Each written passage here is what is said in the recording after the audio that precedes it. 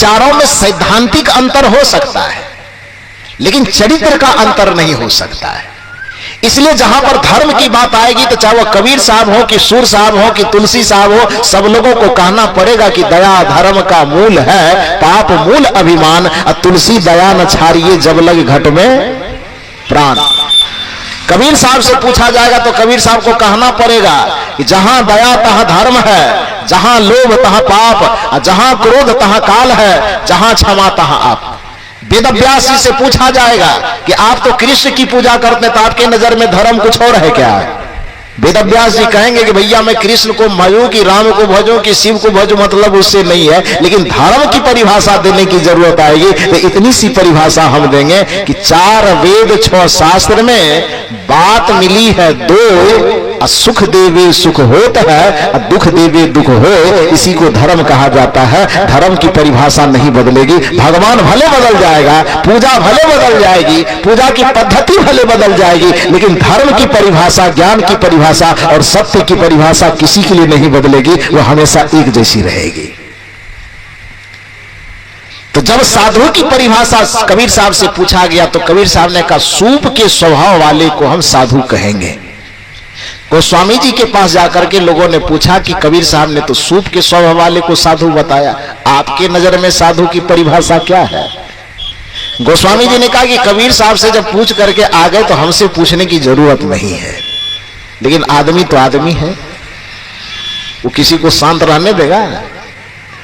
तो गोस्वामी तुलसीदास जी कहते नहीं नहीं नहीं, आपको बताना ही पड़ेगा। आप ठीक है, समर्थन में दीजिए, विरोध में दीजिए, उससे मतलब नहीं, आपको जो कहना है लेकिन कह दीजिए कुछ। गोस्वामी जी ने कहा ठीक है, यदि मुझे कहना ही है तो सुनो। जड़ चेतन गुण दोषमय, दोनों की बात की ना, 2 चीज की बात की ना, जड़ चेतन, गुण दोष, अच्छा बुरा। कबीर साहब की भाषा में कहते सार और असार। एक ही बात हुई कि अलग अलग हुई? तो बात एक हुई कि अलग अलग? एक बात हो गई।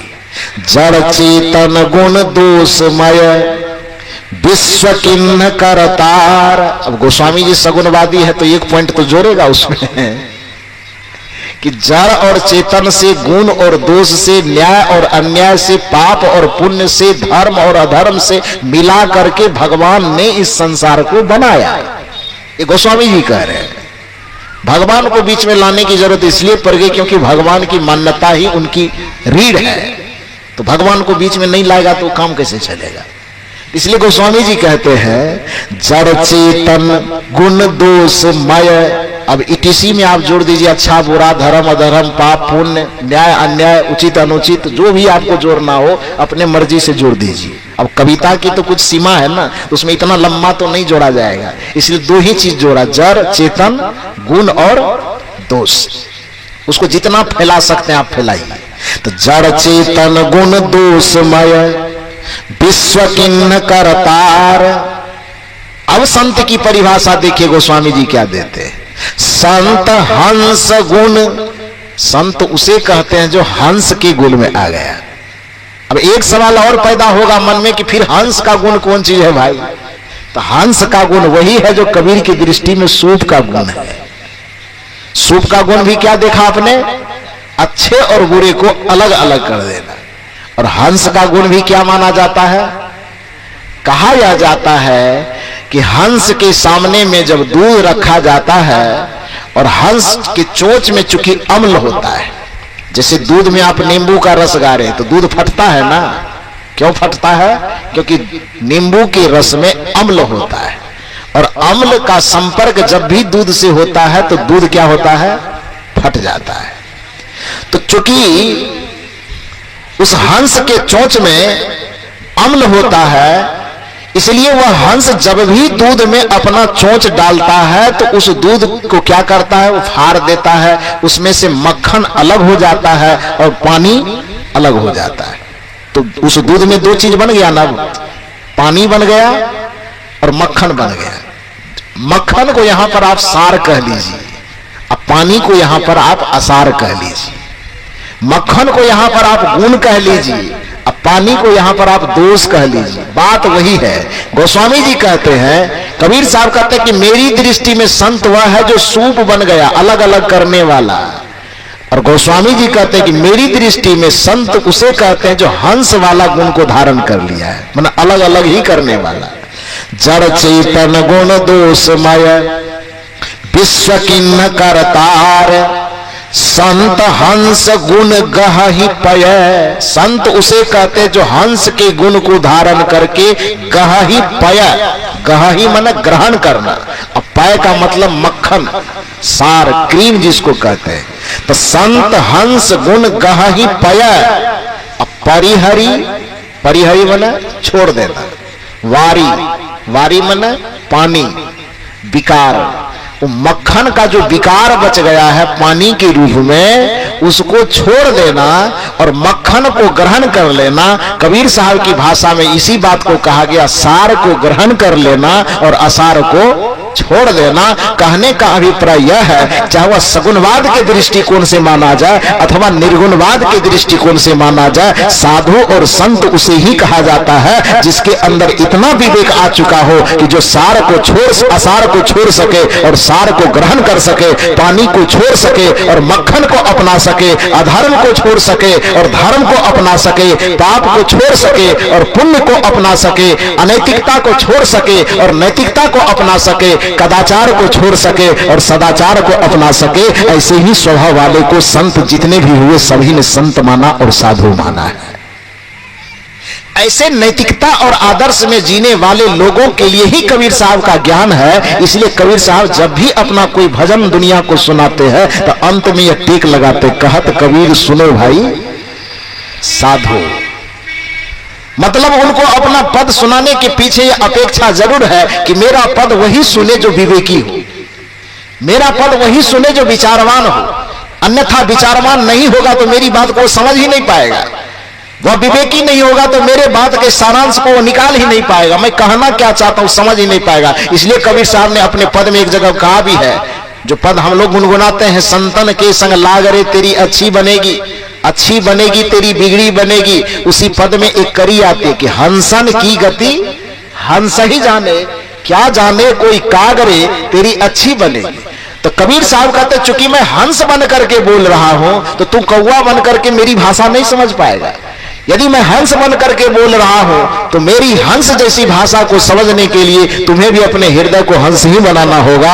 यदि मैं साधु बन करके बोल रहा हूं तो तुम्हें भी मेरी भाषा साधु बन करके ही समझना होगा। यदि मैं विवेक की भाषा बोल रहा हूं तो मेरी भाषा को समझने के लिए भी तुम्हें विवेकी होना पड़ेगा। इसलिए कबीर साहब अपने हर एक पद के अंत में कहत कबीर सुनो भाई साधु या कहत कबीर सुनो भाई संतो कहा करते।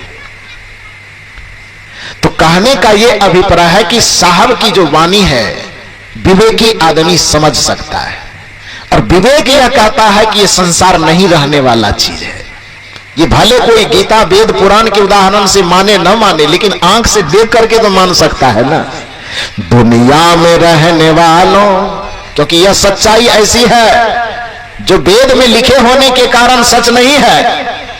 जीवन की यह सच्चाई, यह संसार हमारा नहिरा है और सदगुरु का नाम हमारा ठिकाना है, हमारा आत्मा का नाम हमारा ठिकाना है। यह सच्चाई प्रमाणित करने के लिए हमें वेद पुराण शास्त्र का मुंह देखने की आवश्यकता नहीं।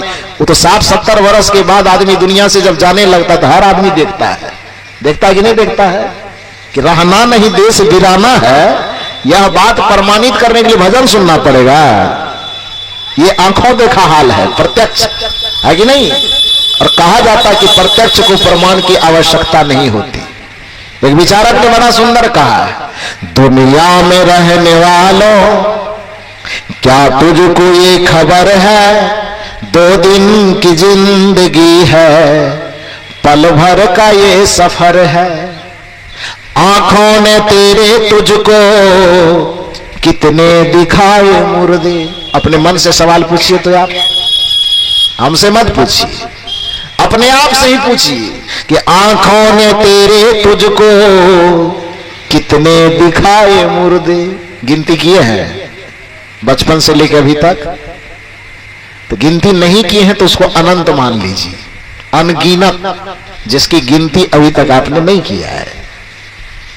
सवाल है विचारकों का आपसे, आंखों ने तेरे तुझको कितने दिखाए मुर्दे, कांधों पे तूने अपने कितने उठाए मुर्दे, फिर भी बना है अंधा।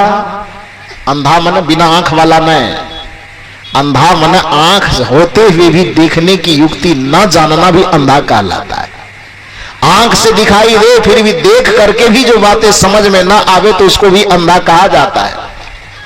आंख से दिखाई देने के बावजूद भी जो विचार की दृष्टि से दिखाई न दे तो फिर भी वह अंधा ही कहा जाता है। आंख से दिखाई दे लेकिन जो सत्य को न देख सके उसको भी कबीर साहब की दृष्टि में अंधा ही कहा जाता है। तो विचारक कहते हैं, आंखों ने तेरे तुझको कितने दिखाए मुर्दे, कांधों पे तूने अपने कितने उठाए मुर्दे, फिर भी बना है अंधा। अनजान बेसमझ है, 2 दिन की जिंदगी है, पल भर का ये सफर है। दुनिया में रहने वालों क्या तुझको ये खबर है, 2 दिन की जिंदगी है, पल भर का ये सफर है। ये संसार में जो आपका और हमारा सफर है थोड़ी देर का सफर है, क्योंकि इस संसार रूपी नहरा को छोड़ करके आज न कल हम सबको जाना है। और कबीर साहब कहते हैं, नहरा हम उसी को कहते हैं जहां पर हमको नहीं रहना है। खेले यही, खाए यही, जन्म यही लिए, घर मकान यही बनाए, रिश्ते नाते सब सखी सहेली सब जोड़े, लेकिन एक न एक दिन यहां से क्या करना है, चला जाना है। कहां जाना है? जो मेरा ठिकाना होगा। ठिकाना निवास स्थान का ही दूसरा नाम ठिकाना है। ठौर ठिकाना एक ही बात है, चाहे निवास स्थान कहिए, चाहे ठौर कहिए, चाहे ठिकाना कहिए।